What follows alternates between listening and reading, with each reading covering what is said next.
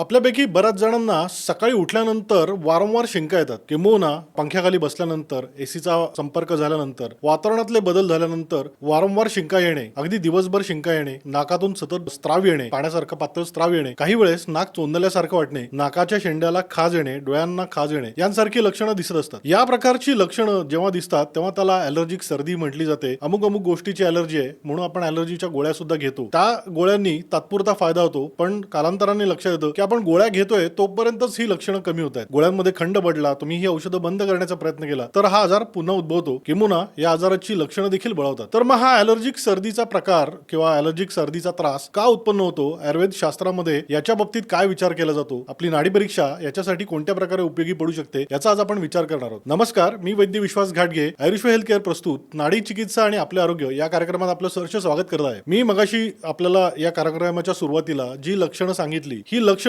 बऱ्याचदा आपल्यापैकी रुग्णांना दिसत असतात. त्यात प्रामुख्याने वातावरणात बदल झाला, पेण्यामध्ये थंड पाणी किंवा थंड पदार्थ खाण्यात आले, चिक्कू केळीसारखे पदार्थ खाण्यात आले, थंड वारा, थंड एसीचा संपर्क, पंख्याखाली बसण्यात आलं तर लगेचच त्यांना सर्दी होते. त्याच्यामध्ये प्रामुख्याने शिंका येत असतात. अगदी दिवसभर शिंका येणं आणि सतत नाकातून पातळ स्त्राव, पाण्यासारखा स्त्राव येणं, यासारखी लक्षणं दिसतात. अगदी काही काही रुग्ण भेटतात की त्यांना सतत रुमाल ओला होऊन जातो इथपर्यंत त्या नाकातून स्त्राव येत असतो. काही काही पेशंट सांगतात की अगदी खाली वाकलं तरी नाकातून पाण्याची धार लागते. काही रुग्ण असं म्हणतात की रात्री झोपल्यानंतर नाक चोंदतं, रात्रभर झोप शांत लागत नाही. त्याचबरोबर नाकाच्या शेंड्याला खाज येणं, डोळ्याला खाज येणं, डोळे सतत लाल होणं, यासारखी लक्षणं या रुग्णांमध्ये दिसत असतात. किंबहुना या आजाराच्या परिणाम स्वरूप अंगाला देखील खाज आल्याचं लक्षण या व्यक्तींमध्ये दिसत असतं. ढोबळमानाने आधुनिक शास्त्रानुसार या आजाराला ॲलर्जिक सर्दी म्हटलं जातं, ॲलर्जिक रायनायटिस म्हटलं जातं, ज्याच्यामध्ये अर्थातच नावाप्रमाणे ॲलर्जीचा संबंध असतो. आणि मी मगाशी उल्लेख केलेले अनेक गोष्टींचा, अनेक घटकांचा या गोष्टींची ॲलर्जी आहे असं डॉक्टरांकडून सांगितलं जातं. याच्यात एक उल्लेख करायचा राहिला तो म्हणजे धुळीचा संपर्क आला, म्हणजे अगदी स्वयंपाकघरात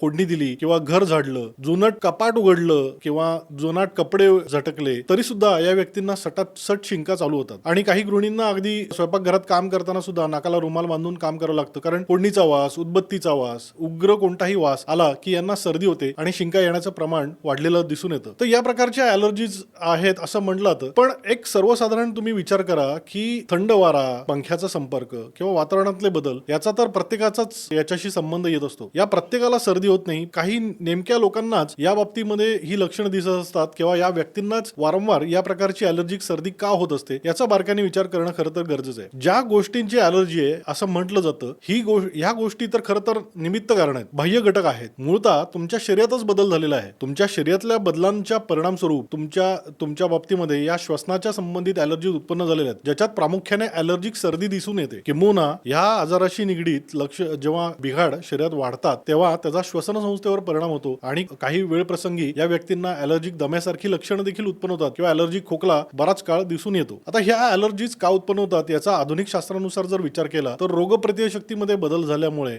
या प्रकारची लक्षणं उत्पन्न होत असतात आणि त्यामुळे अँटी ॲलर्जिक किंवा अँटी हिस्टामाइन औषधं दिली जातात, ज्यांनी ताबडतोब फायदा होतो. पण समोर त्या शरीराला त्या औषधांची सवय लागते आणि मग गोळी घेतली की दिवसभर बरं वाटतं आणि दुसऱ्या दिवशी पुन्हा ती लक्षणं उत्पन्न व्हायला लागतात, कारण या औषधांचा शरीरावरचा प्रभाव कमी झालेला असतो. आयुर्वेदीय दृष्टिकोनातून बघितलं तर या प्रकारच्या आजाराला आपण प्रतिशाय म्हणतो. विशेष करून वातदोष, पित्तदोष आणि कफदोष आपल्या शरीरात जेव्हा याचा असमतोल घडतो आणि त्याचा तुमच्या पचन मार्गावर किंवा तुमच्या श्वसन मार्गावर परिणाम होतो तेव्हा या प्रकारची लक्षणं उत्पन्न होतात. वैयक्तिक मी आयुष हेल्थ केअर मध्ये नाडी परीक्षेद्वारे या रुग्णांचं निदान करत असताना मला बऱ्याचदा दिसून आलं की वात पित्त दोष किंवा वात कफ दोष या व्यक्तींच्या शरीरात वाढलेला असतो, त्याचा त्यांच्या श्वसन मार्गावर परिणाम होऊन या प्रकारची लक्षणं उत्पन्न व्हायला लागलेली असतात. आता याच्यामध्ये काय की तुम्हाला ॲलर्जिक सर्दी होते त्याच्या मागील मूळ कारण शोधून घेणं गरजेचं आहे. जेव्हा तुम्ही ॲलर्जिक सर्दीच्या गोळ्या किंवा ॲलर्जीच्या गोळ्या घेता तेव्हा फक्त ती लाक्षणिक चिकित्सा ठरते, तुमच्या लक्षणांना कमी करणारी असते, पण लक्षणांमागील कारणांना दूर करणारी नसते. याच्यामध्ये 2-3 घटकांचा विचार आपण करतो. प्रामुख्याने या प्रकारची ॲलर्जी उत्पन्न होण्यामागे शरीरात निर्माण झालेला दोषांचा असमतोल याचा विचार करणं गरजेचं आहे. त्याचा तुमच्या श्वसन मार्गावर परिणाम झालेला असतो. याला नाडी परीक्षेद्वारे समजून घेऊन त्या अनुषंगाने ट्रीटमेंट करणं गरजेचं आहे. सेकंडली, बऱ्याचदा या रुग्णांच्या बाबतीमध्ये त्यांच्या पचन संस्थेत बदल झालेला असतो. प्रिसाइजली या व्यक्तींमध्ये सामावस्था निर्माण झालेली असते, पचन प्रक्रिया मंदावलेली असते, ज्याच्यामुळे अतिरिक्त कफ दोष शरीरात वाढू लागलेला असतो आणि या कफाचा देखील या श्वसन मार्गावर परिणाम होऊन या प्रकारची लक्षणं उत्पन्न होतात. या व्यक्तींमध्ये मग सतत चिकट स्त्राव येणे, नाक चोंदणे या प्रकारची लक्षणं या रुग्णांमध्ये दिसून येतात. काही रुग्णांमध्ये मलावष्टंभ, फॉल्टी लाईफस्टाईल, खाण्यापिण्यातल्या काही स्पेसिफिक गोष्टी याच्या परिणाम स्वरूप, ज्याला आम्ही विरुद्ध आहार म्हणतो, याचा परिणाम सुद्धा शरीरावर झालेला असतो आणि त्यातून ॲलर्जी उत्पन्न झालेल्या असतात, त्यांचं रोगप्रतिकारशक्ती कमी झालेली असते. तर ह्या घटकांचा विचार करून ट्रीटमेंट करणं गरजेचं आहे. आता एका विशिष्ट व्यक्तीला नक्की कोणत्या कारणास्तव या प्रकारच्या ॲलर्जिक सर्दीचा त्रास होतोय, कोणते दोष त्याच्या शरीरात वाढलेले आहेत हे जाणून घेण्यासाठी नाडी परीक्षा ही अतिशय उपयोगी पडते. नाडी परीक्षेद्वारे तुमच्या शरीरातील दोषांचं आकलन केलं जातं. तुमच्या पचन संस्थेत झालेले बदल, श्वसन मार्गाशी निगडीत झालेले बिघाड आपल्याला नाडी परीक्षेद्वारे समजून घेता येतात आणि त्या अनुषंगाने ट्रीटमेंट केली जाते. तेव्हा तुमच्या आजारामागील मूळ कारण दूर होण्यासाठी मदत होते आणि तुमच्या ॲलर्जीज कायमच्या बऱ्या व्हायला मदत होते. याला दुजोरा देण्यासाठी मी आयुर्विश्व हेल्थ केअर मध्ये नुकतीच एक केस ट्रीट केली. त्याच्या संदर्भात सांगणार आहे की एक साधारणतः 50-55 वर्षाच्या एक महिला मला सांगलीच्या ओपीडीला भेटायला आल्या होत्या. त्यांना गेले 6 वर्ष ॲलर्जिक सर्दीचा त्रास होता आणि कालांतराने त्यांच्या ॲलर्जिक सर्दीचा त्रास इतका वाढला की त्यांना रात्रीचा श्वासोच्छ्वास घ्यायला सुद्धा त्रास होऊ लागला. सुरुवातीला ॲलर्जिक सर्दी संबंधित अँटी ॲलर्जिक गोळ्या दिल्यानंतर फायदा झाला होता, पण कालांतराने श्वसनाचे त्रास सुरू झाल्यानंतर त्यांच्या डॉक्टरांनी त्यांना पंप देखील चालू केला आणि हा बराच काळ ते घेत होत्या. कुठल्या तरी माझ्या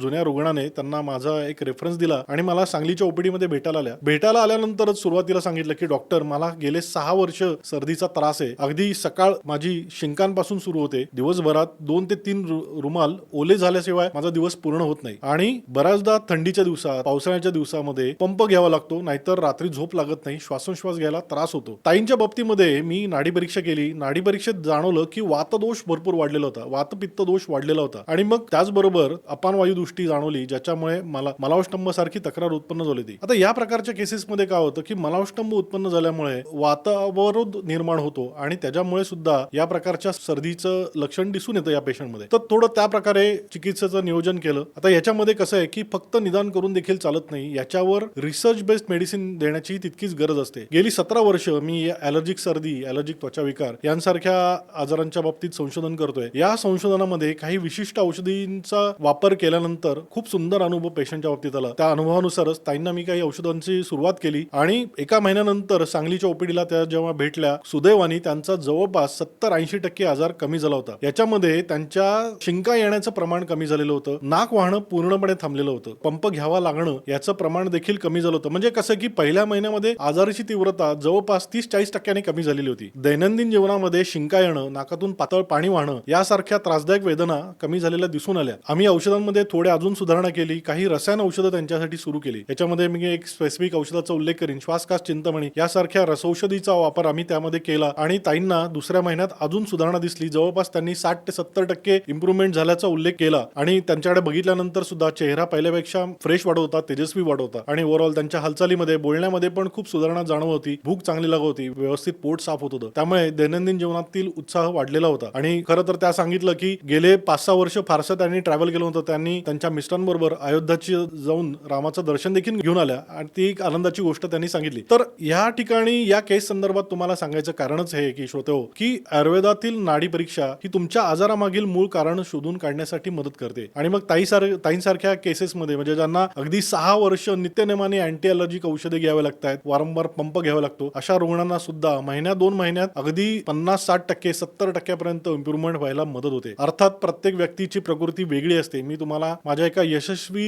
केस संदर्भात सांगितलं. काही केसेस अशा पण आहेत की ज्यांना थोडा अधिक प्रदीर्घ ट्रीटमेंट घ्यावी लागली, पण निश्चितच प्रामाणिक प्रयत्न केले, काही नियमांचं काटेकोर पद्धतीने पालन केलं तर डेफिनेटली या प्रकारच्या आजारामध्ये सुंदर रिझल्ट मिळतात आयुर्वेदिक औषधांनी. याच्यासाठी नाडी परीक्षा ही अतिशय दिशादर्शक ठरते. तर याच्यावर आता एक कार्यक्रमाच्या शेवटी मी माझ्या प्रत्येक कार्यक्रमात काही घरगुती उपाय किंवा काही आयुर्वेदिक औषधांचा उल्लेख करत असतो. तर ओव्हरऑल जर बघायला गेला तर ॲलर्जिक सर्दी याच्यामध्ये ॲलर्जीज, तुमची कमी झालेली रोगप्रतिकारशक्ती ही कारणीभूत ठरलेली असते. तर याच्यासाठी एक सुंदर उपाय म्हणजे काय, तर तुळशीची पानं तुम्ही चावून खा किंवा तुळशीचा काढा तुम्ही सकाळी प्यायला सुरुवात करा. याच्यासाठी जर कफ होत असेल तर तुळशीची 3-4 पानं थोडी पाण्यामध्ये उकळून घ्या. उकळत असताना चिमूटभर मिरीपूड त्यामध्ये घालून जर तुम्ही नियमित सेवन केलं तर तुम्हाला वारंवार होणारी ॲलर्जिक सर्दी थांबायला मदत होईल. ॲलर्जिक सर्दी असलेल्या व्यक्तींना मी नेहमी सल्ला देतो की प्राणायाम करा. प्राणायाम केल्यामुळे तुमच्या श्वसन संस्थेचं बळ वाढतं. प्राणाचा व्यायाम केल्यामुळे तुमचं श्वसनावर नियंत्रण येतं आणि त्यामुळे या श्वसनाच्या तक्रारी कमी व्हायला मदत होते. आयुर्वेदिक औषधांपैकी तालीसादी चूर्ण, सीताफळादी चूर्ण हे अतिशय उपयोगी पडणार आहे. वारंवार होणाऱ्या सर्दीवर, विशेष करून पातळ पाणी वाहत असेल तर नागगुटी जी